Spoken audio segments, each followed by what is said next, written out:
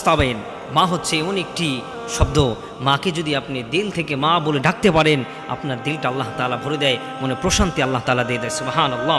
মাকে কখনো এই কথা বলবেন না, মা যখন আপনাকে কোনো কথা বলে, মা যখন আপনাকে কোনো উপদেশ দেয়, আপনি মাকে কখনো বলবেন না তুমি তো কিছুই জানো না। মা কিছুই জানে না। আপনি যখন কোনো ভাষা শিখতেছিলেন না, কোনো কিচ্ছু বুঝতেন না, কোনো কিচ্ছু জানতেন না, তখন কিন্তু আপনার সেই মাই কিন্তু আপনাকে সমস্ত কিছু শিক্ষা দিয়েছেন। তাহলে আপনি আপনার কোন থিওরি থেকে আপনি বলছেন মা তুমি কিচ্ছু জানো না?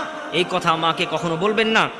নাম্বার 2, মা যদি কখনো আপনার কাছে কোনো কিছু বলে, কোনো কিছু আপনার কাছে কোনো কিছু দিচ্ছে, তখন আপনি সেই মাকে বলবেন না মা তুমি আমার জন্য কি করেছো?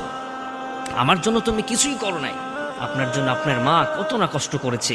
শীতের সময় আপনার মা আপনাকে আপনি পেশাব করে বিছানা ভিজিয়ে দিয়েছেন, আপনার মা আপনাকে সেই শীতের সময় বুকের উপরে রেখেছে।